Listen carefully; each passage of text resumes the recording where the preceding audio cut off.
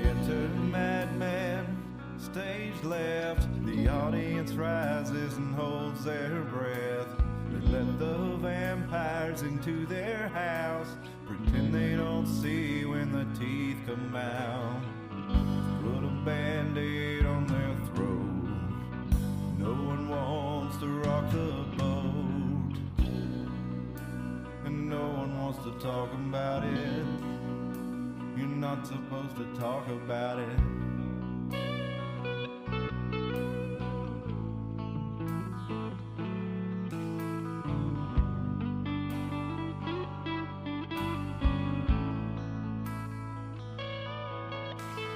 The curtain rises and the players come out. Webs of light spinning from their mouths. Stop, look and listen for a little while. Pay no attention to the men behind the curtain. Just look away when you see the blood spurting down to a steady drip. I promise to leave you a little bit. I'll be back for another drink tomorrow. I love the taste of your terror and your sorrow bathing in your blood. It's never enough. Program reality, double thing duality, put upon the face of all mankind. Our numbers up and the dead woman sign. Go along to get along. Hypnotized by the siren song. The flames are empty and the crypts are cracking open. The horde's upon you and you stand there frozen, waiting for the word. Stand in line and wait your turn. Don't follow the strings or find out who is pulling. Just drink your poison, keep on laughing and drooling, eating your own flesh. The master always knows what's best.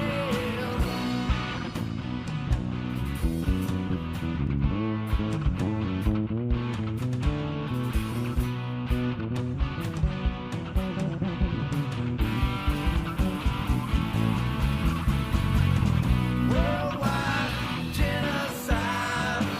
The overlords are hungry parasites. They point the finger and the eagles fly. Raining fire, children die. Starving plague, paralyzed. Pile of bodies rotten, covered in lies. But no one wants to talk about it. It's safer not to talk about it. I cut my strings, no more bowing to the master. I tried to run, but they only came faster. Now I stand my ground. I ain't backing down. Silver bullets in my pistol in my holster. My will is strengthened and my confidence is bolstered. Don't test my resolve. Don't test my resolve.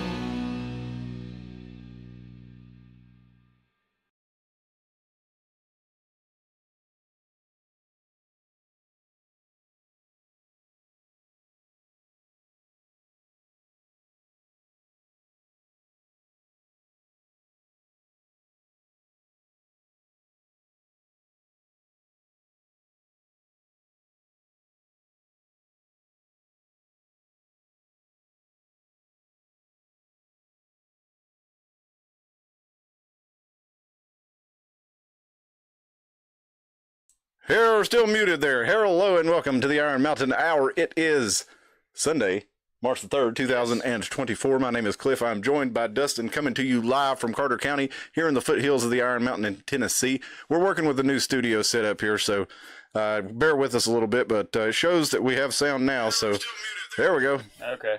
All right. I just blew our eardrums out there with that. Sorry about that. But yes, we do have sound.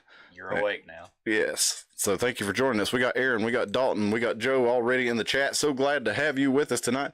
It's always something. Yes, that's right. We got an updated studio set up here, and it left me without freaking sound about half the show on Thursday. We had to start it over. It's growing pains, y'all. We had to start over with some of this stuff. And tonight I was talking to Dustin after last week's episode. We talked about language as a weapon. We were talking about a movie called Pontypool, where language is a virus. And Dustin had never seen it before, so I've known about it since it came out. I've just never watched it, and I don't know why. we're talking about one of those that didn't really catch on. And one of the things that I didn't mention when we were discussing that is the film is Canadian. So that could be one of the reasons that it never really took off down here. Not too many. Even though a lot of major films are filmed in Canada, Yeah. but I mean, that being an actual independent-made Canadian film, I guess that. Yeah, you don't see as much of them being big Hollywood blockbusters anyway. You do. I mean, it's more along the lines of like Trailer Park Boys. I mean, they have success, but in a limited amount. So anyway, the Pontypool. Give us a quick synopsis of it without spoilers, there, Dustin, if you would. Us with weird zombies. Okay. So I mean, yeah, it's more or less a guy's in a he's a radio DJ, and he notices some weird things starting to happen. Somebody knocking at the door or something to start with, and car window when he was going in to work. yeah, and it was saying these weird things. And at first they weren't harming anybody, right? They were, but as they got more and more infected through would it be a spoiler to tell how they got infected? I think it kind of would. Well, we'll just say the idea is that basically they, instead of having a virus, they were reprogrammed with something else, and they were reprogrammed with language. And we won't tell you any more than that, because any more than that kind of gives away the whole movie. But it's kind of hard to talk about that movie without spoiling it. But I just wanted to have it in mind. And if you haven't seen it, it's made in 2008, and again, it's a Canadian film, so wouldn't be surprised if you missed it. But I mean, it's great. I mean, like, low budget. It's all set. It's very, like what we said earlier, it's very like claustrophobic because it's all set inside of their studio. Yeah. The whole film. The only glimpses of the outside are basically like the early morning as he walking in at the very intro of the film, and you can see out like a window at one point. You don't see much. Right. Well, that it's snowy. Yeah, and it's isolation plays a big part in it too. Kind of like one of the backdrops of The Thing, another one of our favorite films over here. The fact that they're isolated out in the middle of nowhere makes such a huge difference in the story. But in this case, he's isolated, but the world around him is being changed, and he's trying to avoid it as he goes through. But I wanted to pull up several stories. I started making a thumbnail for tonight's episode, and I'm going to show you real quick what happened when I asked Microsoft Copilot to make me a photo of language as a weapon. While you get that up, there is that one part of the film early on whenever he starts going off of his script, and he's like, if I piss people off, they'll tell other people to get pissed off, and people will listen, and that'll grow our fan base. Does that really work? Should we piss you off? Yeah. I mean, you should be pissed off if you're just learning about some of the stories that we've told you, especially about our local area. And, if it doesn't piss you off about a lot of the things that have been going around here and all over the world, then I don't really know what to tell you. Maybe the language has already worked on you, but this is some of the drawings it made, the Microsoft Copilot AI of our logo for it. Is that working? I don't know if it's showing or not. Yeah, it is. It's just taking a minute. We're on a delay, so it'll take it a second to show up. But yeah, this photo right here is the first one.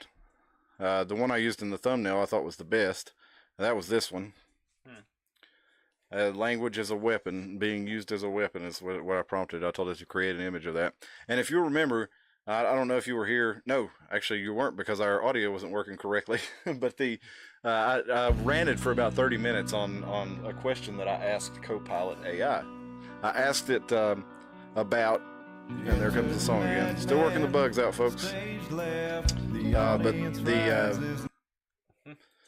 The question I asked it was, how do illegal immigrants get money when they come to the United States? And it was really quick to jump out and tell me that they didn't get funds from federal programs, and that they did contribute to the economy.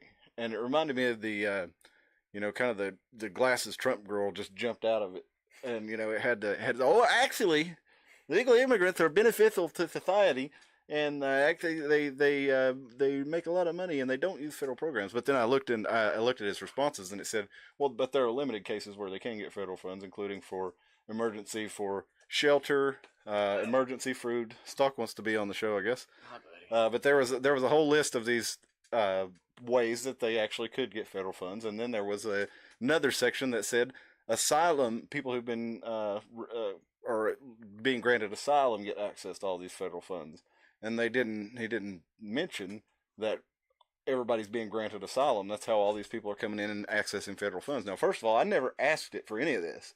I asked it how they got money. I asked another AI. I asked Twitter's Grok, and it said, well, it can be kind of complicated because they're not citizens, so they're not able to use bank accounts and stuff like normal citizens can do, but they do find work and use things like Western Union to send the money back home.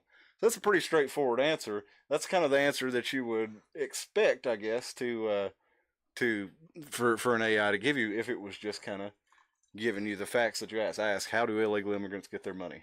And it went into asylum seekers and migrants and saying that all these people got money, but it said that no, illegal immigrants don't get money. And then it also went on to explain how the UN funds things like gift cards, cash in envelopes, bank transfers, and mobile transfers. And I said, oh, so does the UN use United States taxpayers' money? It said, actually, yes, it's funded by, they're the largest contributor. They contribute nearly a fifth of the contributions to the United Nations.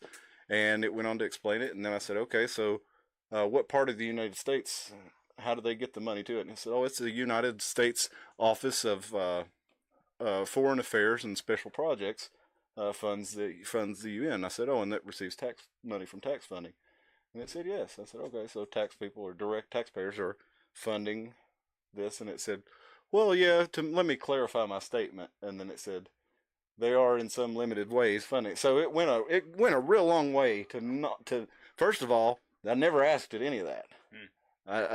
But then it went a real long way to try to get me the Democrat Party approved talking point into my, that's what it really wanted to get across to me. And I had to grill it to actually, let it tell me the truth of the matter. Mm-hmm. And so I thought it was especially funny because this thing was they call these AI models large language models. And that's kind of really a good explanation of what they are, because they're just a chatbot that's like has access to supercomputing resources. Basically, is what it is. They've programmed it to not need an if-then command for everything it does, basically, but there still are if-then commands in there to keep it from going off the rails. Like I asked it to draw me a picture of Donald Trump and Hillary Clinton kissing, and it wouldn't do it. And so somebody told it not to do that, but there's a lot of stuff in like that it doesn't tell you that it's not allowed to do. It just directs you. Besides it breaking the mainframe. Yeah. We got some chats here. Let's check these out. Yeah, they are human trafficking children at the border. Yeah, that's even the head of the Border Patrol said that. And Dr. Phil went down even. I mean, Dr. Phil, does it get more mainstream than Dr. Phil? Dr. Phil went to the border and saw that, and talked to the guy that's the head of the Border Patrol in that area. And he was saying, yes, we know for a fact it's not possible. We know for a fact that these children are being trafficked into prostitution and sweatshops. So it's not, it's not a right-wing talking point. It's not a conspiracy theory. That's really what's happening to these people. But the American people, for the most part, they don't see that. They see their resources of their local towns being overrun, because all these people are not staying in Texas. They're being transported all over the United States. A lot of them are going to big cities, particularly New York, Chicago, San Francisco.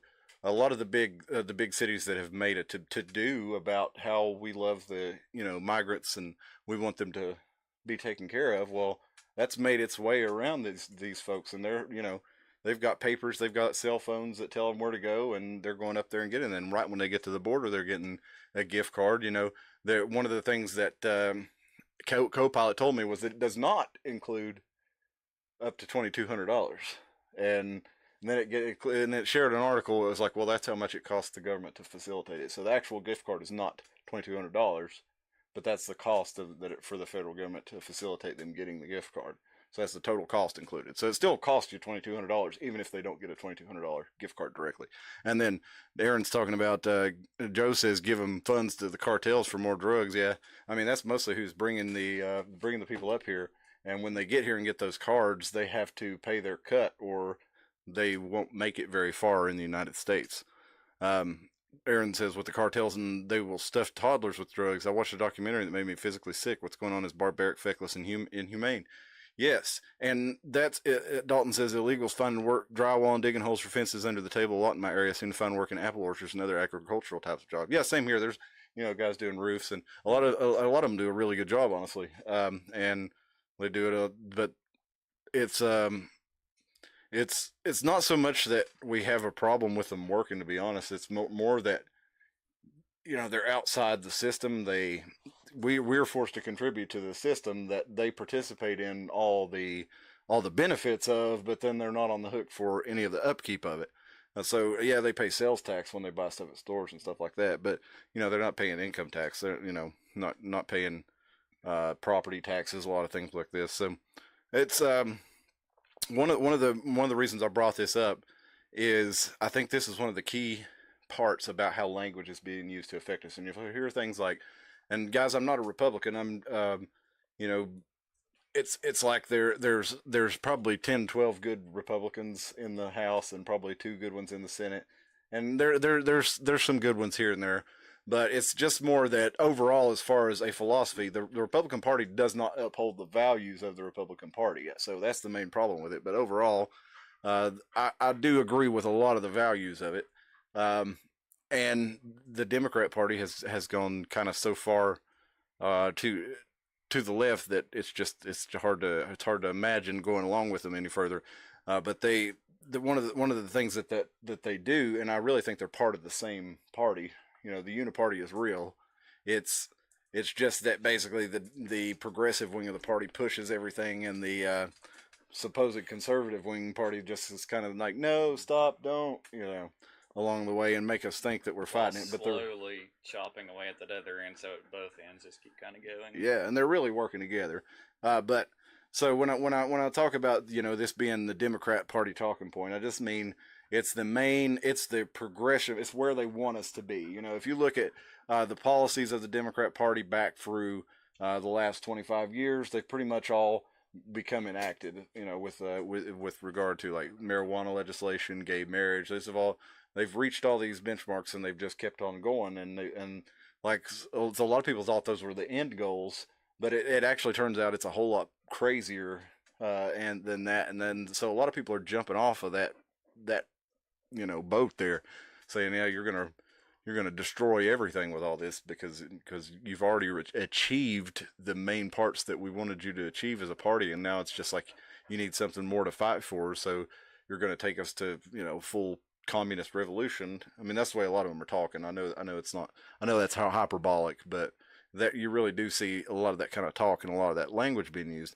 And one of the reasons I brought up this as far as language is the term illegal immigrant. It's that's a no-no now, right? It's migrant, it's asylum seeker, it's dreamer, it's immigrant workers, it's all these different things. But the matter of fact is, I mean, they're not immigrating, right? I mean, and they're not seeking asylum. They're economic migrants who cross the border illegally. So there's nothing wrong with being an economic migrant, right? But the problem is they are just crossing the border. They're not checking in. They're not signing in. They are checking in, but they're calling themselves asylum seekers. And the Biden administration has decided to process them all as such rather than return them to Mexico to let them come in and await their trial in the United States.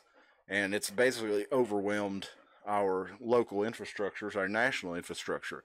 And it's something that, I've seen a lot of memes been like, oh, why does Tennessee care? They're not a border town. But the fact of the matter is, every state is getting more people than they can handle as far as how many people are driving on the roads, and none of these people are counted. So They have to keep up with how many people are driving, how many people are using the schools, how many people are using the, whatever the city service is, and they tax people based on that, and that's how much it costs to do it. Well, then, okay, well, the amount that they need to upkeep those services goes up, but the tax base really doesn't grow as much. So they become overwhelmed. Hospitals become overwhelmed. I mean, it doesn't take a lot, because it's not really smart to build a town to handle a whole lot more than what you have. It's not really smart to build, like if you own a corner store in Stony Creek, it's not really smart or responsible to make that thing the size of a Walmart,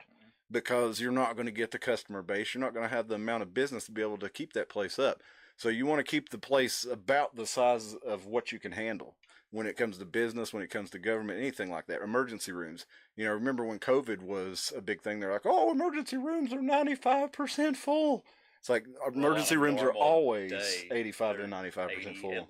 If on a slow day, they might be 75%. Yeah, that's the idea. They don't want to have an empty emergency room. They don't, because if they do, they're just spending money for something. Overhead that's just wasted. Yeah, exactly. So same thing comes with any service. So these services aren't set up to handle 7.3 million people. What percentage of 300 million people is that? 30 million would be 10%. So, 7 would be, what, a quarter? It'd be about 2.5%. So that's like a 2.5% average increase, roughly, we'll say. And some places are getting hit with way more than that. Mm-hmm. And so when you put them into the school, when you put them into the emergency rooms, the roads, it's overwhelms it, because something like Elizabethton right now, look at the traffic in Elizabethton. It's crazy. By the census, it's been 15,000 people living in Elizabethton since 1980, and the population has not gone up significantly, but the traffic through here is crazy. When I asked Grok about the population of Johnson City, that's the Twitter AI, it gave me a demographic makeup, and it was like Johnson City's population is 76,000, or approximately 76,176, I think it said. And it said this is 86% white, 2% Asian, and 5% African American. And again, I didn't ask it for that, but that's what it gave me. But it left out a chunk of, like 8%. So I was like, well, who's that 8% that's bigger than everybody? Like, but it'd have to be Hispanics, right? So that for whatever reason it left that out, but it's becoming a larger and larger portion of the population. But it's not just that Hispanics have been arriving. It's people from all over the world. They've caught terrorists coming across from the Middle East. They've caught lots of Chinese. There's a Jay and Silent Bob. Yeah, there was a camp that they just showed down in Panama where they had a bunch of Chinese coming through. So people from all different nationalities all over the world are coming across the border without being properly checked. And here we are, ready for the influx, and not ready for the influx, but it's coming anyway. But yeah, the language has been one way that they've really used to kind of dilute the meaning of that and try to pretend that the impact is less than it actually is by using something. They don't want to use the term criminal alien or illegal alien because they say people aren't illegal. So let's look at some of the language. Let me find this real quick. We're going to look at 100 politically correct euphemisms. We're not going to look at all of them, but we are going to look at some of them. Now, this is from back in 2017. It's actually gotten worse than this. But we start with, don't say able-bodied, say non-disabled. So, I thought it was bad to say somebody was disabled. Like, what? So we're going to qualify everybody by something that they're not? Okay, well, that's weird. Don't say actress, say actor.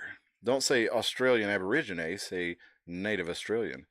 Hey, everybody, I got good news. I'm not bald. I am follically challenged. Me and Tim Pool.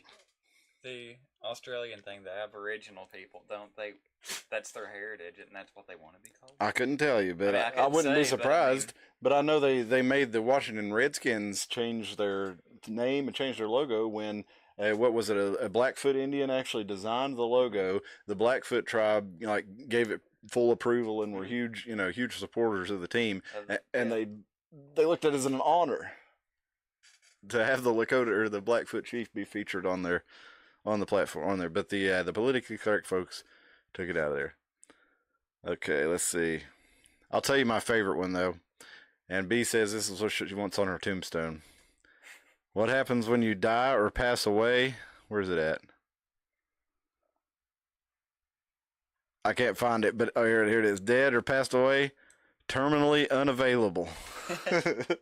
I'm afraid Monsieur cannot speak with you, for he's terminally unavailable. Oh, goodness.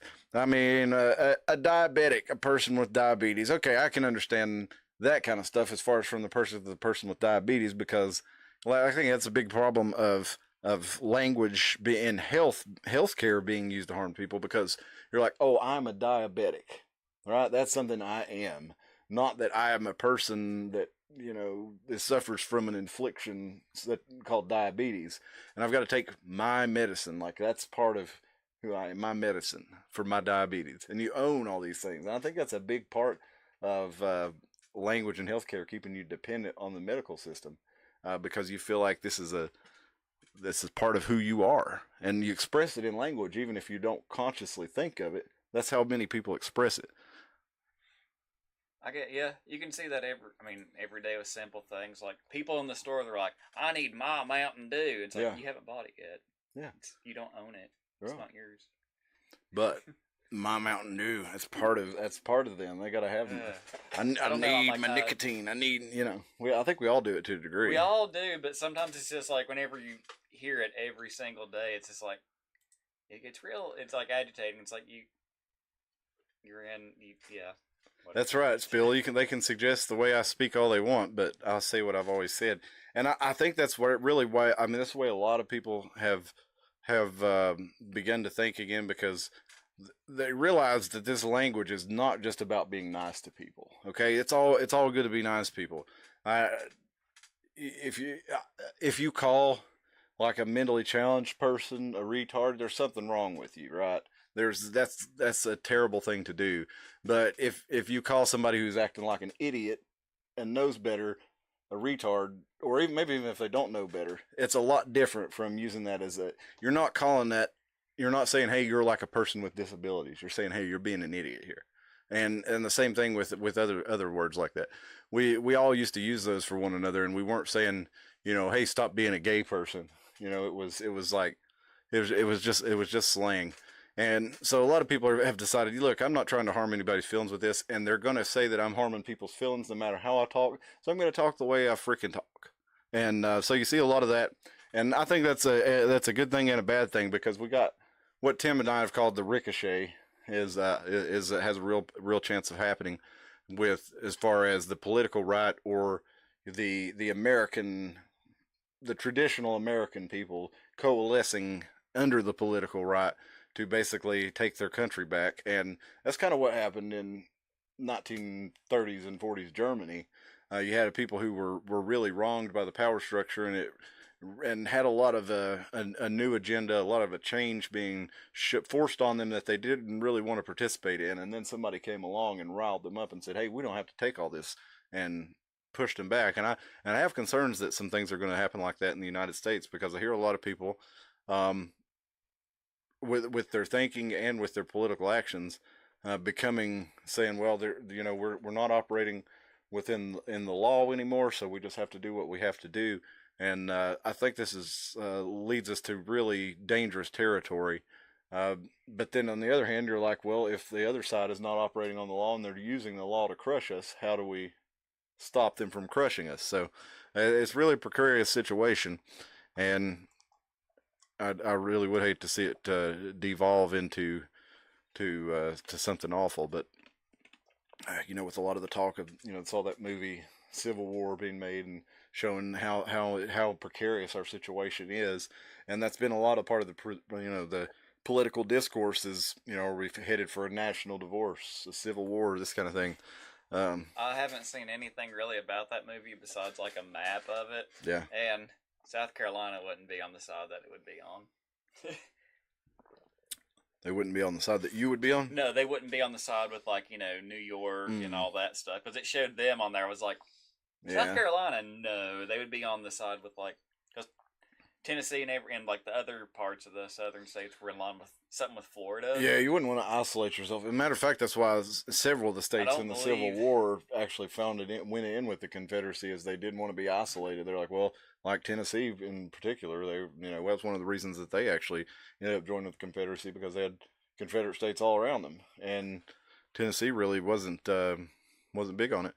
Dalton says most people have some sort of vice that keeps them going: coffee, weed, alcohol, tobacco, sugar, salt, porn, pills, even if it ain't all the time. Yeah, you're right about that, Dalton. I gotta get my porn. Gotta get home to watch my OnlyFans. Oh, yeah, but you're right. Gotta get my Red Bull. I like my Red Bull. See, listen, gotta get my Mountain Dew. Gotta get my coffee. You wouldn't like me without my coffee. All right, let's see. Let's go check out a couple more of these. Now, if you actually go and you brew and make your own coffee, that would be your coffee. That's true. You know, if you're just consuming a coffee, it's not. I mean, you're consuming it, but it's not. I guess it is after you buy it. Yeah, it is. Yeah, that is true. You shouldn't say male nurse. You should just say nurse. You shouldn't say man in the street. You should say average person. You shouldn't say the tax man. You should say tax officer. Fed boy. Shouldn't say the fed boy. You should say fed person. No, you shouldn't say used goods. You should say pre-owned or pre-loved. Right. You couldn't say idiot or class clown. You should say behaviorally challenged. See, that's what I'm talking about. You're comparing. You're putting something on. You're comparing behavioral challenge or something to somebody being an idiot or class clown. It's not the same thing. Behaviorally challenged would be somebody that actually has an issue with it. Being an idiot's just you. A lot of times, if you're being an idiot, you know better about things, but you're just not following the. My words are failing. You're not following the established protocol. Yeah. But let's look at a little bit more of this. A lot of now they're calling it inclusive language, right? And so one of these things that inclusive language has kind of gotten even worse than political correct language, and it all starts with the desire. I mean, that's how they get people to do it, is they have the desire to be nice to other people, right? So it preys upon that part of you as a human that wants to do good things for other people. The same way with ideas, like a lot of the collectivist ideas that both parties use on it, is they prey upon your natural instincts as a human to want to help people. So, I don't mind contributing taxes to the government because the government is taking care of the poor people. When the hell they are. Yeah, when in fact that's not really happening, and it actually, every study showed that private charities actually make far better use of food banks. Churches that do programs to feed the hungry actually have stuff that's far actually better on the street in your community does a lot more than some suit. And you got to remember, miles away, that's pretty much just going to put it in their pocket and throw it into some bill that somehow ends up in their pocket anyway. Yeah, and it's been washed how many times, and how much of that money goes into Frito-Lay and PepsiCo's pockets, because they make sure that you can buy foods with food stamps. You can buy, all the junk food that you want. None of it's off limits because you don't want to restrict their choices. But at the same time, it's like, unless it's the stuff fresh prepared at the deli. Yeah, you couldn't have anything like that. You couldn't have fresh food. You can have all the processed junk that you want because we don't want to restrict your choices, but no fresh food. But yeah, a lot of this is they're looking from these people, they say you're asking from a place of respect. You avoid othering or alienating individuals and communities, which are all things that we don't want to do. And of course you don't want to mock people who, I don't know though, it's like we need a certain amount of mocking, because if you're acting like an idiot, nobody tells you you're acting like an idiot. You're just going to keep acting like an idiot. And then you're going to get worse and worse and worse. And then eventually you could do something that's actually pretty heinous to somebody. Yeah. So, I mean, mocking should remain good-natured, but, I think of the scene in Gran Torino, the barbershop scene, which I probably couldn't say on YouTube, but you all know the scene where they go in and there's guys of different racial and ethnic backgrounds, and they're all shit-talking one another, about their racial and ethnic backgrounds, but they're all friends, but it's how they got to know each other. And that was take back to the military, where you got, Yeah, especially during World War II, Korean War, Vietnam, you have people from all different races thrown in together that they'd never been around, and that's how they got to know one another. And they gave each other a hard time. Sometimes there were fights, but in the end, um, you ended up using that to kind of break the ice, and it's kind of not allowed anymore. And I guess in his case though, he did have a deep seated hatred towards the Vietnamese, so it was a little bit different for him. Um, but that was, mocking it can be constructive. So the idea that we should never mock people, this I don't agree with that.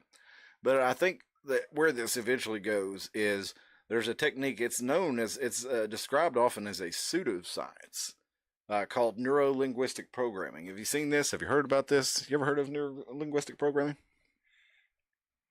Nope. I can't say. Spill says things always seem to go out in left field eventually. So here we are, way out there. Yes, and it's like the meme that Elon Musk shared. Elon Musk and I talked about Donald Trump. They're really like centrist liberals. They're not. I mean, they're like '90s Democrats. I mean, you had the discussions in the '90s between the two parties were, I think your 2% tax hike is too far. Oh, I think your 1.5% tax hike doesn't go too far enough.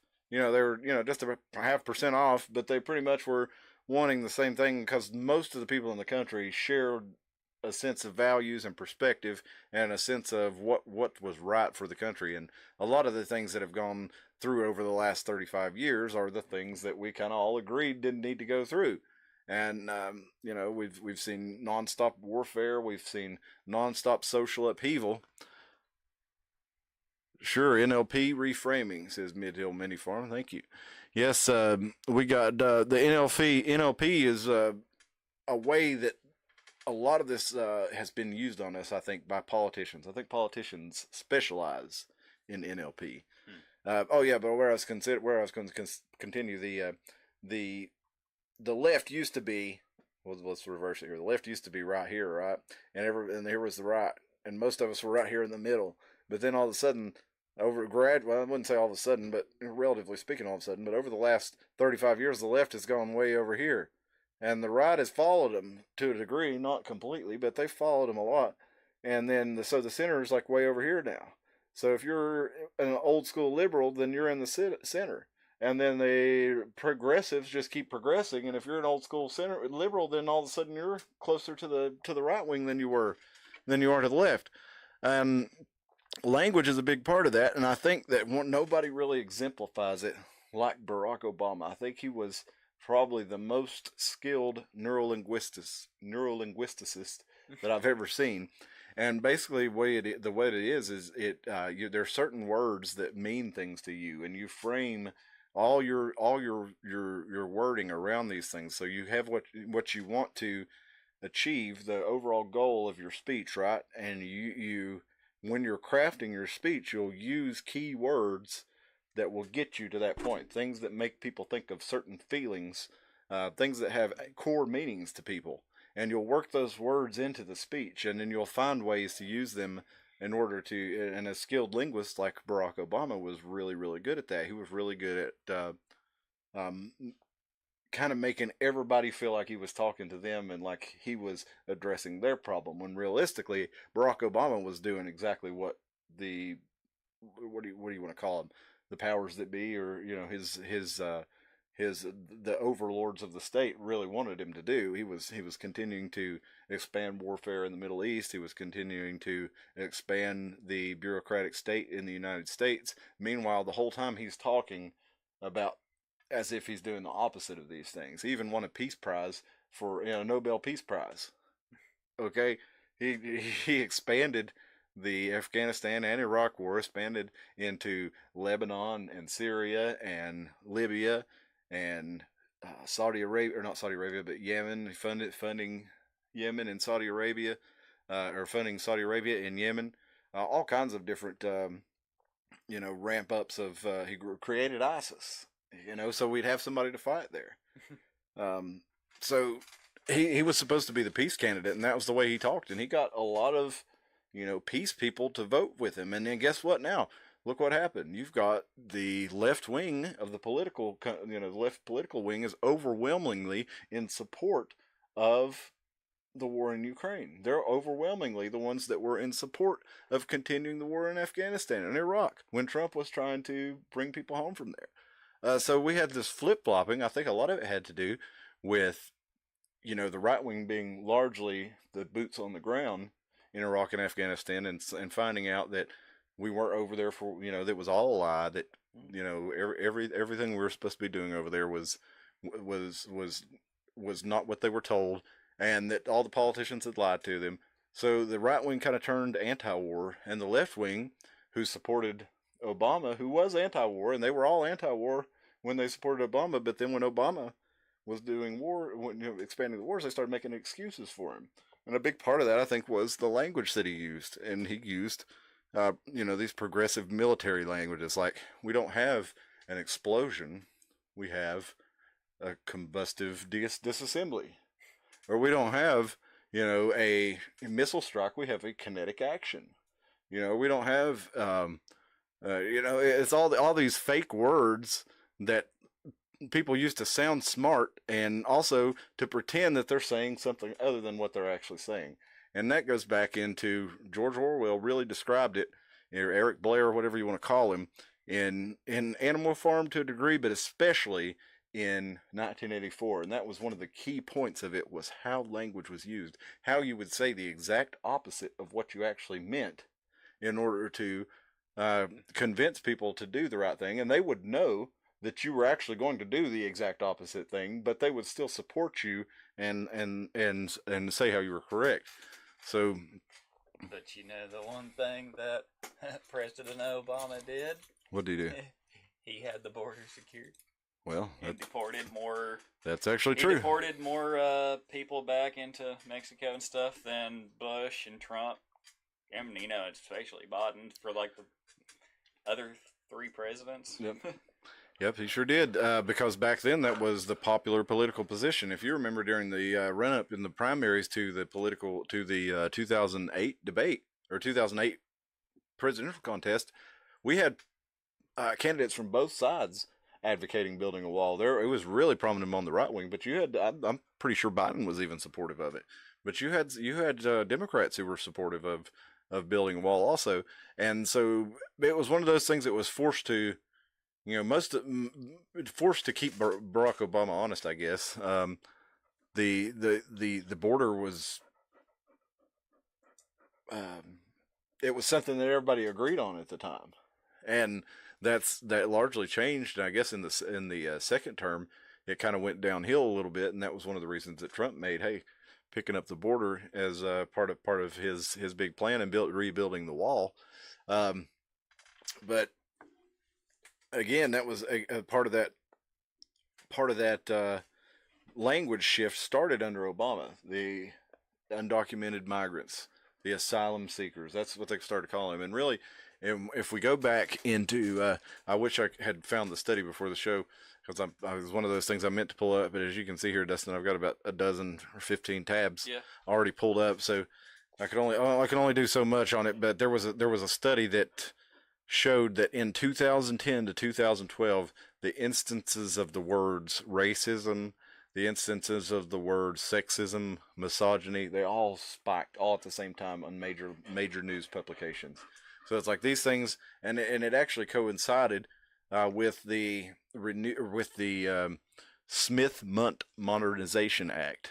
So Barack Obama actually signed this executive order, signed this. It was an executive order followed by a law, the Smith-Mundt Act that came in. So originally, the Smith-Mundt Act was to keep the United States government from propagandizing its people. But as we know from Operation Mockingbird in 1978, at that point, the CIA had 400 journalists embedded within newsrooms all around the country that they admitted in Congress. So that was William Colby, the director of the CIA, who said that they had 400 journalists. So if you can imagine that expanded, that was 1978. Mm-hmm. It's hard telling how many CIA journalists there are now. So we get the news that they want us to have. And when they started doing this, or what I'm getting at is that's when these reporters really started pumping these stories out with use of these words. With you had a lot of left wing causes really being pumped on social media too. So it was almost like this was it was a mass language weapon that was unleashed upon the people of the United States from about 2010 till current. To where basically everything is to be related back to race, sex, ethnicity, what age, whatever it is, whatever something is that separates you from someone else, then that's the goal, is to divide you on that line, and the goal is to make it sound like you're doing a good thing, even though you're being racist, even though you're being sexist or ageist or whatever, but you're supposed to be sexist and or ageist or racist in order to right some wrong that was done in the past, or right some wrong that society has instilled on people. And most of the people throwing around the ist words, it's like if you actually just look at what they say, it's more what they're trying to say that you are, or what they're trying to point out against. It's like, no, you're being worse at it than that, because you're... Well, I've got this story here pulled up from the New York Times. I don't know if you remember when I was a kid in the 80s and 90s, there was a lot of stuff about brainwashing in movies, right? And especially in shows and movies, even, in the decades before that. And there was a real fear coming out of Korea because you had Korean prisoners of war who were, tortured and to renouncing their country. And you saw videos of American GIs that had been captured and were renouncing their country and saying that they were, communists or whatever. And so there was the stories of brainwashing going on. Well, the New York Times put this story out. This was back in 2008, and they're talking about how, all this was just a concept that didn't really happen, and that it was the brainchild of Edward Hunter, who covered the rise of fascism in Europe, and then he joined the OSS, which became the Central Intelligence Agency. And he determined that the Reds have specialists available on their brainwashing panels, experts in use of drugs and hypnotism, as he later told the House Committee on Un-American Activities. Their ultimate goal was conquering America. The United States is the main battlefield, the people and the soil and the resources of the United States. He warned the brainwashing would make the Americans subjects of a new world order for the benefit of mad little knot of despots in the Kremlin. So New York Times goes on to explain that basically there's no way that could happen, and all these, we found that torturing people doesn't make people do what you want, and they close it out by saying that none of these things actually change you and hold that you just do anything while you're being tortured and do anything while you're in captivity, but it's not actually going to change you. And I would agree to a degree with that. But they also talk in here about the government chasing a truth serum, because that was the ultimate goal. And even in 1984, the government could not figure out what you were thinking. And that was where kind of Winston found his solace, even though he gave up his partner in crime, Julia, and to save himself, he thought, well, at least they don't know what I'm thinking. So the United States government was trying to develop that. And if you remember the movie The Manchurian Candidate that came out in the 50s, they basically turned the president into assassin, and turned him into or they turned one guy into assassin and turned the other guy into the president. And a lot of people said that that's actually kind of what Obama was, and that there was a group of CIA candidates that could be selected at any time, that they were all trained by the CIA, and Obama's background certainly would give him the opportunity for that, being as his mother worked for the State Department, and his father was a foreign diplomat, and Barry Soetoro and all his connections to his stepfather, all his connections to the CIA and intelligence operations and drug running and gun running. So he definitely had the opportunity. But the theory is that the CIA has all these guys that they train, and I was reminded of Pete Buttigieg. He reminds me a lot of the way Obama talks. He's just not nearly as effective about it, but he seems like he was trained in the same way. But anyway, that all these guys were brought up, and that Obama was just the one that was at the right place at the right time. And so he went and did a lot of these got a lot of this agenda through that could never be done. But they said they continue that they finished this by saying brainwashing was bunk. No secret weapon to control the human mind existed. America's best experts concluded in the 1960s. Yes, so they stopped, and they did up Operation MK Ultra. Nobody ever got in trouble. It worked, but they stopped because it's all bullshit. And they didn't certainly start Project Monarch, which you can learn all about from Kathy O'Brien on transformation.com, and that's transformation.com, trans-formation. I'll put that up here. And this is the story of Kathy O'Brien, who was an MK Ultra mind control survivals whistleblower, and she was actually brought out with brought up from Michigan, and claims that she was owned by Gerald Ford and several other presidents, that she was a total mind controlled slave. Whether you believe her or not, there are extensive writings on Project Monarch and how it was used to basically, there were multiple classes of mind controlled slaves, people who could be programmed to be used as messengers, as assassins, as honeypots, as blackmails. You had all these different versions of these mind controlled slaves that were allegedly created. Some of the famous ones being Marilyn Monroe was allegedly a Monarch Project Beta, and so was allegedly Kathy O'Brien. But the reason I bring that up is back then they did try trauma-based mind control. Right? They used one example in the in one of the books that I read. I think it was by Fritz Springmeier. But it was that they would take a young child and separate it from its parents, and they would inflict all kinds of physical, I won't get into the details, but physical, mental, loud noises, bad smells, disorientation, dizzying, flashing lights, incense, all these different things to just distort the senses and distort reality, and basically torment this person until their mind breaks, at which point they because they learned that's what caused dissociative identity disorder, is trauma. And so when something really traumatic happens to someone, they can disassociate their mind in order to avoid the trauma, and they create a new personality. It used to be called multiple personality disorder. They actually create a whole new personality who comes out to deal with that trauma. So when that person comes out in their regular life, they can be damaging because that personality, that part of their brain is only, that part of their mind is only used to trauma. So basically they do that, and they create this, they call it an alter, and it can be more or less programmed to behave in which the way that the handler wants. And then this person goes out into the world living their normal life, and when the appropriate time comes, the other alter takes control of them and does their task, and they have no memory of it. That's what's alleged in these books. But again, the reason I bring this up is because that was the old school way of doing things. Trauma based is old. It's like it's like the Model T of mind control. Now they have far more effective weapons and far more effective mind control devices that work on a mass scale. And those scales, you had to have individual people isolated and handled, and trauma inflicted, and everything done on an individual basis. Now we use mass trauma, psychological trauma, by what we see on the television, on the news, things like this. These are used by the reporters who use the language of neurolinguistic programming to induce mass trauma upon us.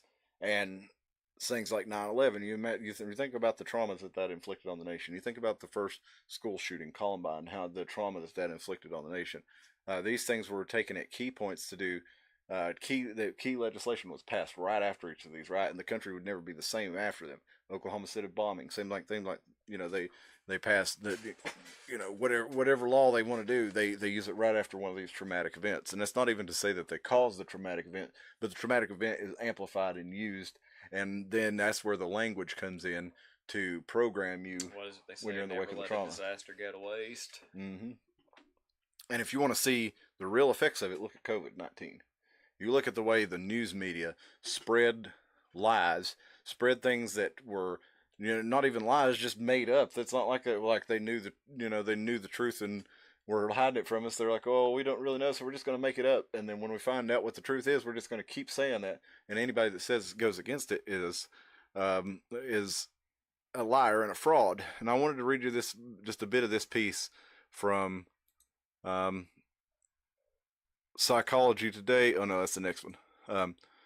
Let's see. Where is the one? Oh, here we go.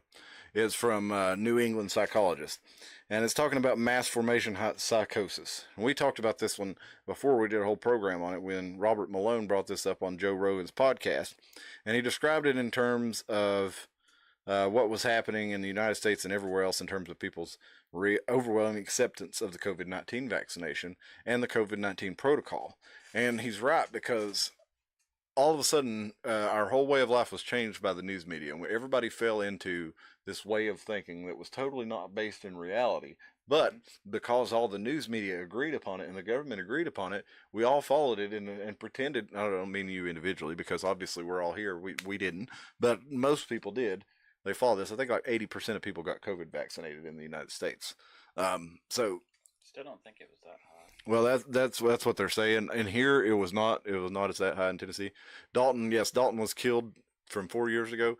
He is a ghost speaking from beyond the grave. Dalton is terminally unavailable, I'm afraid. Did I say President Biden? I hate when I do that. I still don't have a habit of food to buy. Oh, that's what you did. Yeah, it's gotcha. Yeah, thank you, Dalton. Thank you, Biden, for being in our chat there. But this article goes on to say that there's no such thing as mass delusions. There's no such thing as that. Oh well, no. He says that there's no such thing as mass formation, and that Malone just made up the word. Well, that may very well be the case that he made up the word, but it's a real phenomenon, the likes of which we've never seen before, because we've never had every single media outlet, every single press conference, every single government official all saying the same thing. I'm looking at you, Lockdown Patty. Yeah, Mayor Patty Woodby. They're locking down Carter County and keeping it locked down just because that's what the news said. That's what the CDC said. We knew they were lying. They knew they were lying. Everybody knew they were lying. But when we would come to you and say, we know they're lying, they would say, oh, well, this local conspiracy theorist, thinks that the government lies to them. But, that's... They said there's no thing as mass hysteria. Just still go to people and you hear someone say the word Trump and people still crumble. Well, yeah. It's like, and most people could not even tell you why they hate Trump so bad. They'll say, oh, he's misogynistic or he's transphobic or something. And well, okay, give me an example of him doing it. Well, he's just bad. Give me one thing you don't like about it. Well, he's an asshole. Okay. Anyway, but that's neither here nor there. The point is it's like, and the person that's the puppet up there right now isn't. Yeah. But mass formation psychosis, they say, is not a scientific term, and that mass formation suggests it's a large scale event like mob psychology. And they go on to say that that's a pop psychology term to describe the behavior of crowds in specific limited time environments. Mass formation isn't typically a term used in psychology or sociology today, because he's talking about a mass nationwide. You've never seen anything like it. You've never seen. I mean, you saw us after 9/11 get behind the troops and things like this, but it was a little bit different because nobody really had to change their behavior in that. Right? This was a total reorganization of society. Everybody changed everything that you're doing, changed the way that you're talking, and they used all these fancy words in order to make you feel like you don't know what they're talking about so that you'll do whatever they say. And that's one of the main parts of neurolinguistic programming. In between those key words that you do understand that have the core anchored meaning to you, they use a bunch of jargon, gobbledygook nonsense.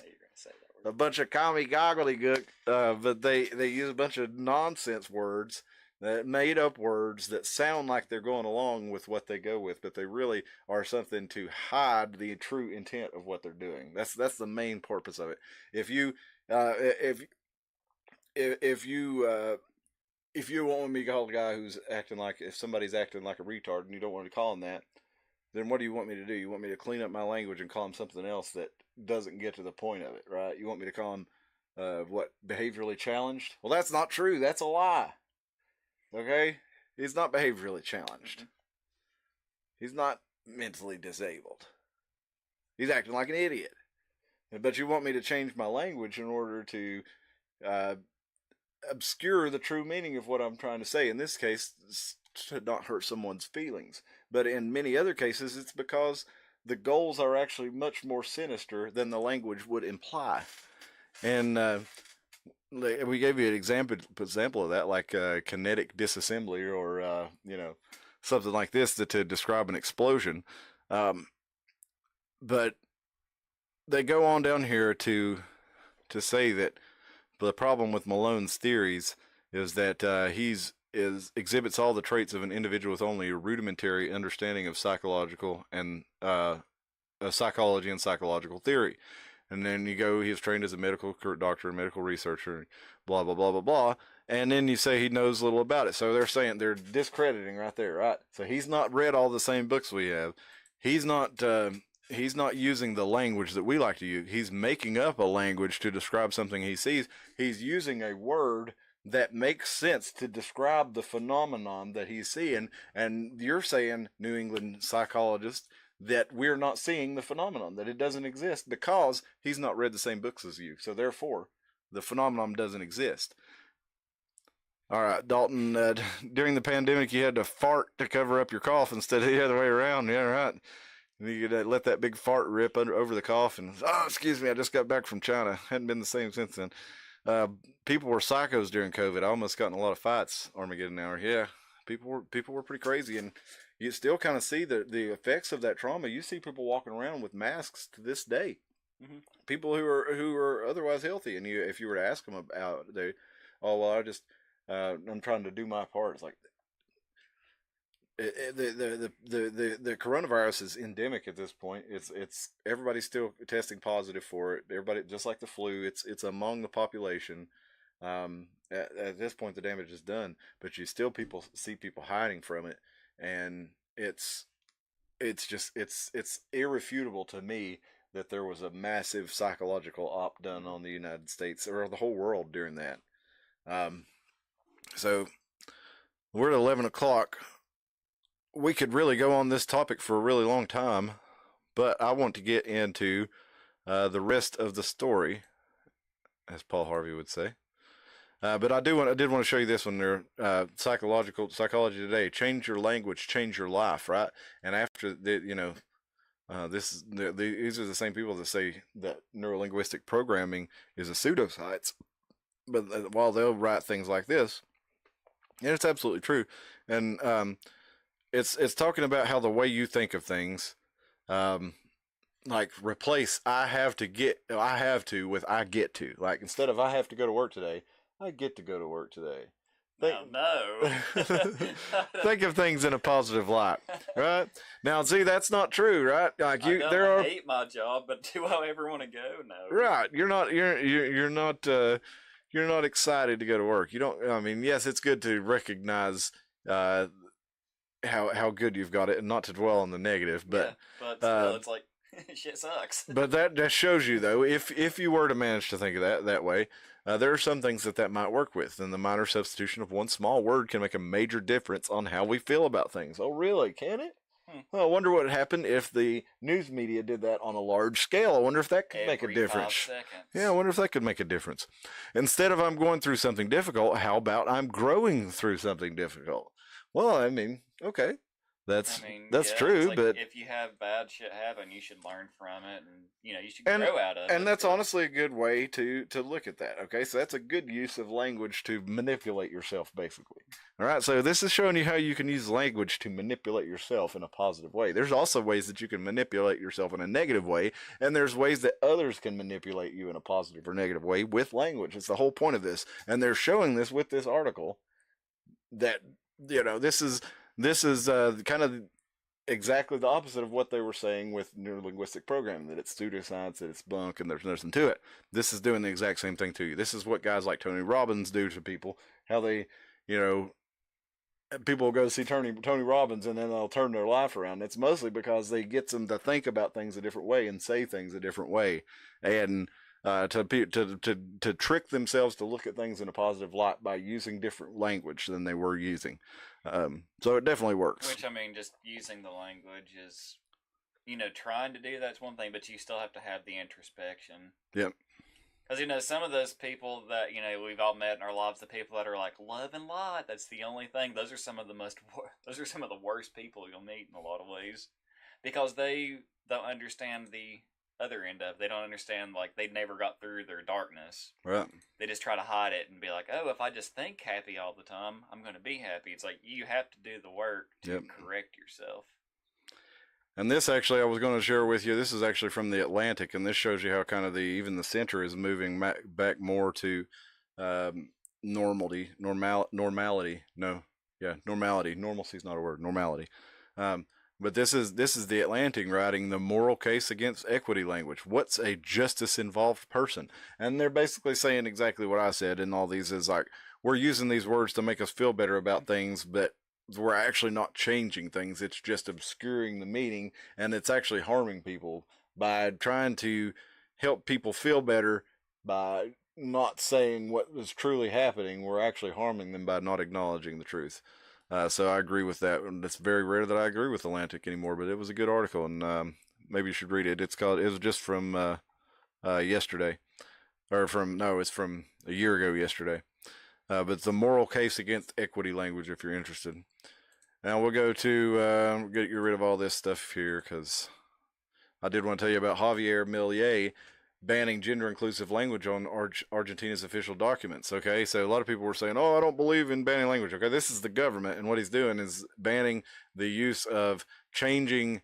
Spanish is a gendered language, and they're basically taking pretty much all of them, but English. Yeah, all the Latin languages are, and they were taking the O that means masculine off of a word and the A off of a word that means feminine and putting in an X, an E, or an at symbol in order to create gender inclusive language. And so he said, no, going forward, we're not going to use any of these. We're going to use the appropriate language, the way the language was written. So no, he's not banning words. If you still want to use those words as a private citizen in your regular speech, you can. You're not going to get arrested for it. It's just the government can't write laws with the nonsense. Even though pretty much every Hispanic person's like, no, I don't like that. Yeah. Because you're butchering their culture. Yeah, here was lives. Here was some of the military language if you want to use to go over some of that. Softening the grades. No, that's not but we'll go to bombing, and they don't talk bombing. They call it air support. So we're bombing these targets, and we're calling in air support. The U.S. State Department appointed a consumer affairs coordinator to review existing mechanisms of consumer input, throughput, and output, and seek ways of improving these linkages via the consumer communication channel. That's another way they do it. Efficient nukes. And we say that an efficient nuclear bomb is one that eliminates an enemy with minimal damage to friendly territory. The CIA informants as academics. As they explain their relationship to CIA as a contribution to proper academic goals. And any affiliation with the CIA is protected under academic freedom and privilege and tenure. And there we go. Explosions as energetic disassembly. 3 Mile Island went through energetic disassembly. The fire was rapid oxidation. Reactor accident is an event, an abnormal evolution, a normal aberration, or a plant transient. And then like naming the missile the Peacekeeper. Reagan called the MX Intercontinental Ballistic Missile the Peacekeeper. Like the Department of Defense, for one, being the War Department. Like, when's the last time we were defending? We've been on offense. Like the United Kingdom calls it the Ministry of Defense. It used to be the Ministry of War. They changed it to the Ministry of Defense. Let's go on to our next topic for the night. We're going to talk. While we're going to look at some footage of Butler, Tennessee. We're not going to watch it all, but this is from the 1940s. Okay, if we do something local, it's like, what about in Carter County? It's like, I don't know if it's still closed or what the reasoning was, but I was cutting through Siam yesterday. Damn bridge is closed. Mm-hmm. It's like another bridge in this town is screwed up. Yep, and I don't know how long they're going to take to fix it, but the one Tim was talking about, it's still got about another year. So Tim for mayor, fix both the bridges. What are we doing? Tim's And gonna do it's like car. they're going to have to fix the other Gap Creek Bridge. They just poured asphalt in that big nasty hole, so at least it doesn't, knock the teeth out of your head when you go over it. So Tim for mayor, he's gonna fix both the bridges. We got a little girl playing the drum. Look, one of the things I noticed about this video is how everybody is. Look how nice everybody looks. I mean, everybody's wearing their nice clothing. You think of Mountain City, Tennessee today, and I guarantee you don't think of a bunch of people, well dressed, walking around like even the shop guys got their shirts tucked in. There's a pit bull wearing his Sunday best. Look at that guy. There's Red Foreman. Look at JD. I bet his name's JD. All these guys, man, look at them. They got a big smile for the camera. This is just magic, man. Back when the camera was a new thing to see and people weren't used to seeing it, and Or at least like in motion camera. Yeah. I mean, in the 40s, you had still cameras were pretty commonplace. but just look how kempt everyone is. It's like remember when people cared when we In a didn't- town that's like 3 streets. Yeah. Yeah, this was a small town. The town of Butler, as we're going to get into a little bit later, is been moved. Let's see, we got virtue signaling for dopamine hits. Yeah, you're right, Aaron. Dalton years ago had few old people wearing masks on their chins with the entire nose sticking out, telling me to put a mask on. Yeah, right. And put a mask on, jackass. Yeah, and I still see that today. And it's like now you don't even have to wear a mask. It's totally. It's not mandatory. There's no laws or anything, and there's no real reason to wear one. But you have, for whatever reason, you have people wearing them, but then they have their nose hanging out. And I don't understand it.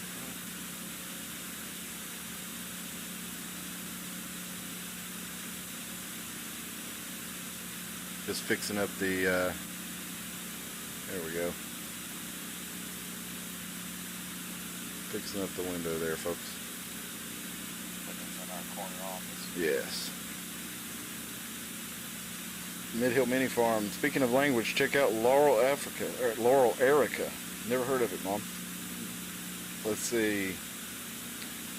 Dalton, people being scared of dying from going into a gas station for a gallon of milk is insanity. Yeah, you're right. I'll check that out then, Mom. Yeah, it was an insane time.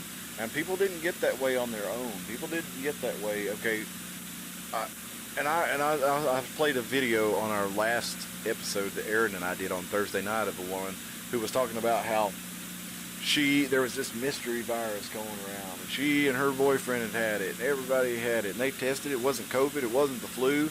How are they going to treat them if they don't know the name of it? Like, dude, we did not know the name for probably 99% of the viruses that came around. We said, you got a cold.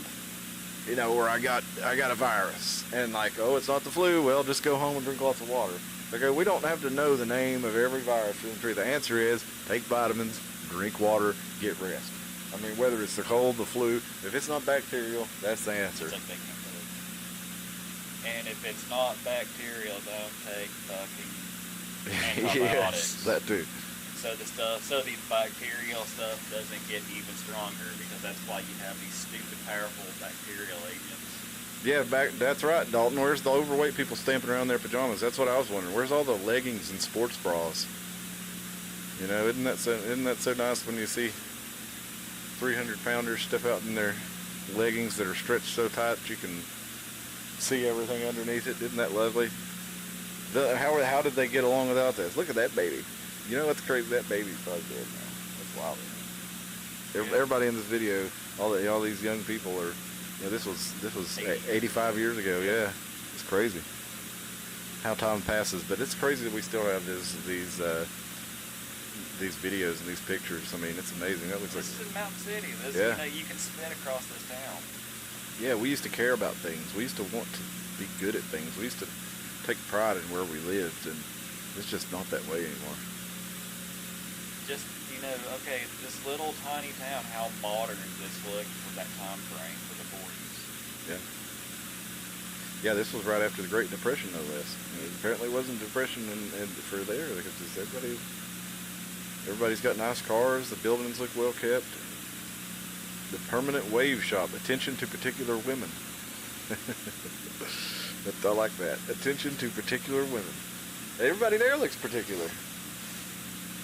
The only guy I saw that really wasn't very kempt was the farmer, and he still looked. I mean, he still had his overalls and his hat on, and he didn't look like a bum or anything. Look at that. Everybody walking off together to school. Looking at all those things. I forget. There's a word for it, for yearning for a time that you've never experienced. I forget the name of it. If anybody knows it in the chat, give me that. Because we talk about this every time again. But it's.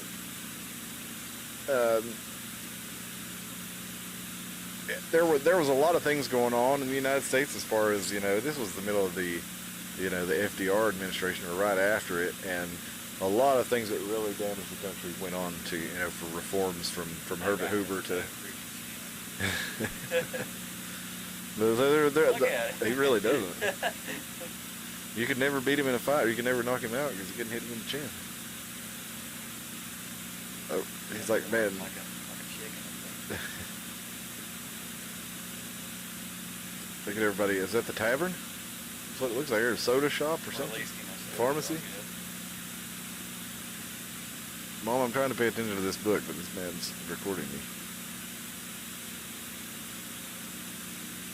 But yeah, even with everything going on, there was a unity of purpose, at least, in the country, and a unity of spirit, and we really don't have that. And honestly, I didn't think that was important for the longest time, because I didn't feel a part of it, and I didn't feel like, I thought we were post needing that. But I think that's really going to make it a lot easier to fracture this country. You got to remember, even though you or I may not really be worried about, the United States as far as it being important to us like it used to be, but there are other people who want the resources of this place, and if we don't stand together to protect the resources of it, outside forces are going to continue. They've already begun long ago to come in and extract our wealth and resources and take it overseas, particularly to Europe, but now to China.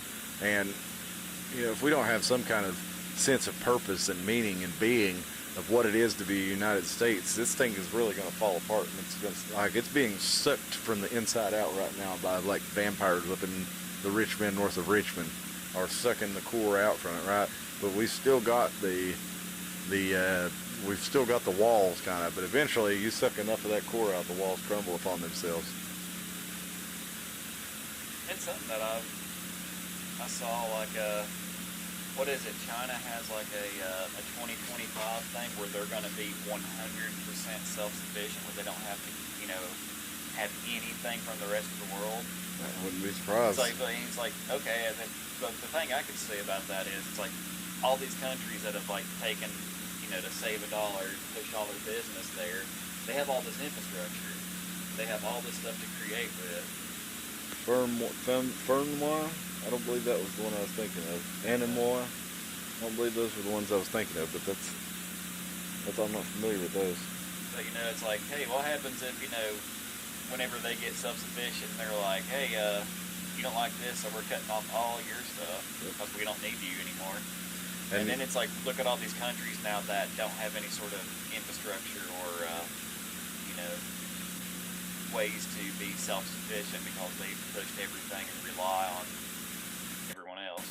Yeah, and with the formation of BRICS, when Russia invaded Ukraine, the United States tried to use all these political sanctions and financial sanctions to cut them off from the world trading system, and actually it just made it worse because their ruble is higher now than it was before. They have better returns on a lot of their economic stuff. They're trading with China, with some of the fuel is like some of the world standards being traded with their money instead of the U.S. dollar. Yeah, so it really moved away from global hegemony or U.S. hegemony.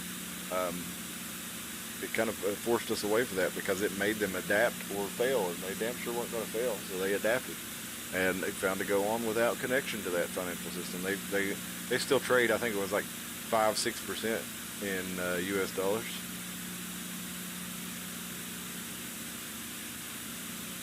But there was a black guy living among the white kids in Mountain City. I thought we were all racist hillbillies. I did notice there were Saw some Asian several different people of different races and ethnicities up there that were fitting in just with everybody. Nobody was didn't look like anybody was shunning. They were all smiling awful big. Everybody's having a good time and enjoying being together. It looks like.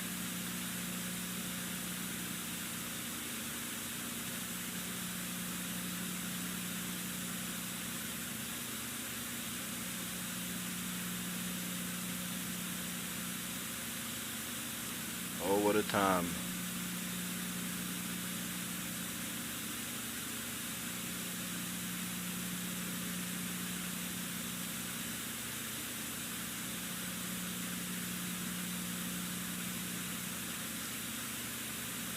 The time is gone long since.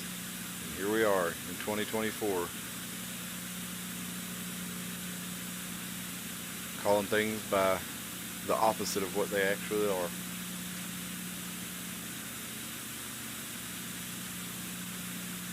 Where does that lead us? Well, for Butler, we know what happened to them. Watauga Dam was built in the 1940s. I think it was finished in 1946. Or no, it finished in 48, I believe.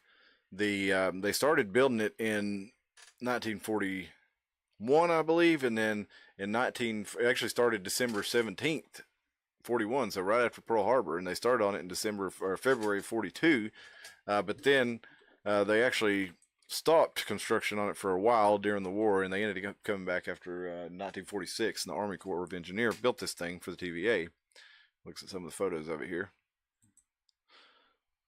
during the construction of it. I always think the big overflow thing. I don't know why. It's like my mind always goes to something like a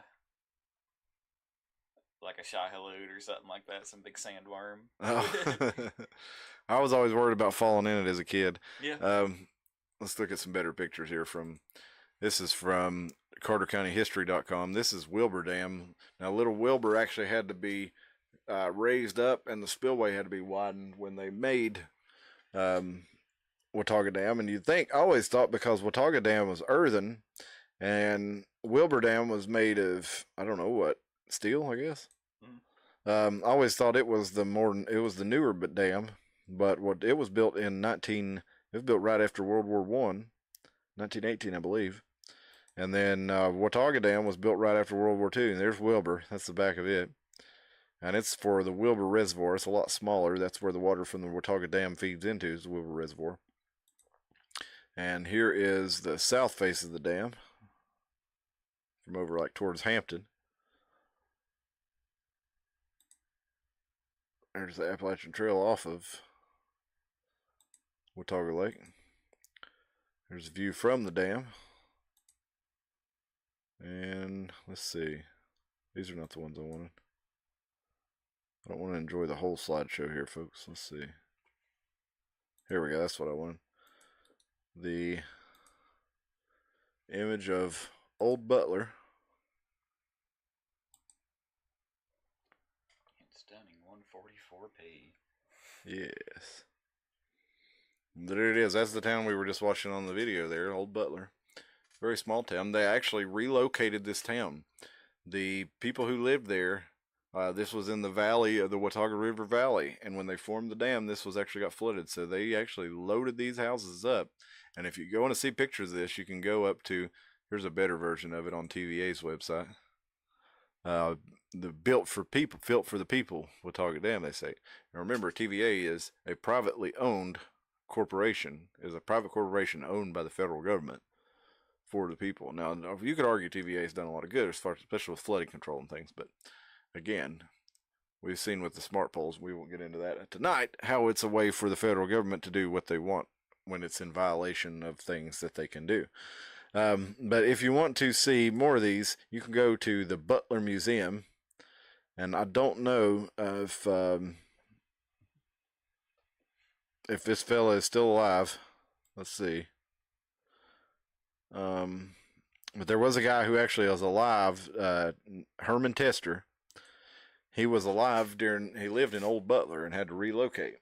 And he was giving the tours up here, and they've got all kinds of pictures. So you can see them moving the houses. They moved whole houses with the furniture still in them and everything, because the TVA was coming through, and they basically came through and said, "We're going to make this dam here. They make this dam here. We're going to have to flood the town. Do you guys want to relocate the town, or are you just going to let everything get flooded and we're going to remove you physically and then flood the town? Do you want your stuff to get destroyed, or do you want to move it?" And eventually they had this preacher come through. He went into there was a few different towns. There weren't that many. Most towns didn't have to get moved, but there were a few where they had to go through and talk people into moving. And most of them weren't not actually cities, but they were individual people who lived in the areas where to be flooded. And this guy's job was to go through and talk them into moving, and that's what he did. And he eventually convinced everybody in Butler to move. And they did move, and in 1946 is when when everybody left. And here's some of the pictures you can see of old Butler when you go up there to the museum. They're actually removing the coffins from the ground because they didn't want to have their dead float up. When they flooded the river, they didn't want to have the coffins floating up, so they actually relocated the cemeteries. But if you go up to the museum, you can see all kinds of other pictures about it. They call it the town that wouldn't drown, and Butler is still alive today.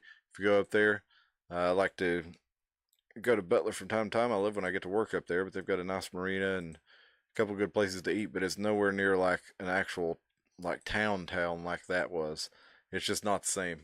And I like to think that everybody benefited from that, but at the same time, I know they had this preacher come through and use language that he knew would reach these people, and they used this man and his ability of a language, his control of the language, to convince everybody to move out of the way and to do something that was not necessarily in their best interest, but he was able to convince them that it was. So was the Watauga River damming project, was that actually a good thing for the area? Yeah, I think it was, because we had a lot of terrible flooding. That the whole downtown area would flood. The whole area between the Doe and the Watauga would flood back in the day before they did this. And there was a lot of property damage, a lot of loss of life. A lot of that's gone. But for the people who lived in Butler, it's probably a hard sell for them that this is your whole town. You got an awesome town here. Everything is the way you want it. You've grown the town here over the last 100 years, and now you have to move it. And it's in your immediate, it's immediate. It's not in your immediate self-interest, because obviously that town didn't look like it had been destroyed by flooding or anything, so they must have been out of the way of it to a degree at least. And anyway, the whole thing was uprooted, and it was never the same. Language was ultimately used to do it, and I think that's kind of the op that's being run on us nationwide right now, and it's really coming down on it.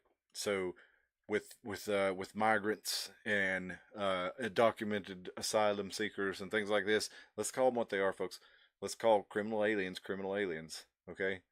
Let's call cross-dressers and transsexuals, okay? Let's not pretend that they're actually men or women. Let's, it's okay if you want to be nice to them. It's okay, if you don't, want to be a dick. That's not what I'm saying. But let's not call something the opposite of what it is just to be nice, because when we're doing that, we're actually allowing this new language to come in that's controlling the way we think, whether we think about it or not. Because when we start using new terms, especially if we know they don't mean exactly what we say, it really fucks with our heads, and it allows a lot of bad things to be done with us. And that's if you want more details, read the appendix of 1984, because he explains exactly how it works on there, how doublespeak and all these different political correct concepts work, and how they're used to change your mind without ever having to traumatize you. But when you add that trauma, it really makes all the difference. And also Dalton has which I believe. Harriath, I've not heard of that one either, Mo. The USA should be damn near almost fully self-sufficient with resources and potential for resources within our borders. Absolutely, we have everything we need here. I mean, we really do. I don't know at what point we decided that we had to start making things with slave labor in China you know, in order to be competitive because we were. It's just corporate greed. Well, They want more and more and more and less and less, and then these companies are like, we want more money for ourselves, so let's find ways to cut out. I just don't know how we as a country ever let that be legal to, like, What we've talked about all night. yeah, the language. Yeah. They use language and.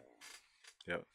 But that's and then that's how we got it. And if you remember in the I don't know, when I was a kid, stuff made in China was mostly junk, and you know the American made stuff was better. But then after a while, like the American stuff was more expensive than the Chinese stuff, but it really wasn't any better because you know they had to fight so hard to keep their costs down because the competition was going to China, and so people stopped buying American because it was just more expensive and it wasn't any better. But now it has.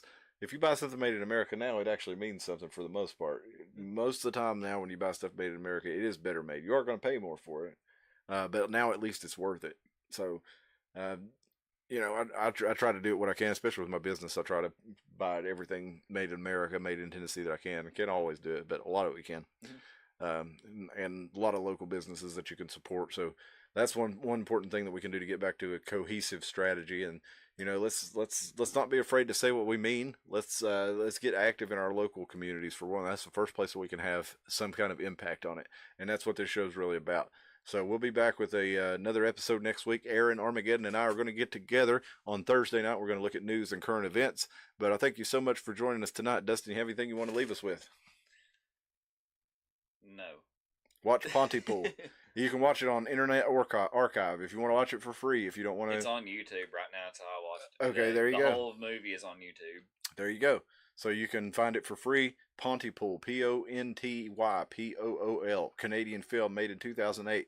It is a language thriller. It's really good, and definitely go check it out. And realistically, you could actually just listen to the whole film, and you'd get almost the same gist out of it. Well, thank you so much for joining us, everybody. Thank you for being in the chat. Dalton, Midhill Mini Farm, Aaron, Joe, everybody's Phil. Thank you so much. We appreciate you joining us. We'd love to have you back sometime if this is your first time here. I know there's some of you that are out there watching, not in the chat. We are going to be getting together. We're going to do some Iron Mountain Hour off-roading. We're going to do some Iron Mountain Hour shooting range trips. We're going to do some Iron Mountain Hour trash pickups this year. It's going to be a big year for us. Hope you'll join us. We hope you'll call into the show because we're about to add that feature. So we really appreciate you joining us. Iron Mountain weekend with us. That's right. And you don't have to be on the channel if you want to, if you don't want to, but if you want to come and you can be on the channel with us. We really appreciate you. Come out and hee-haw. That's right. Good night, everybody. Aaron says Jesus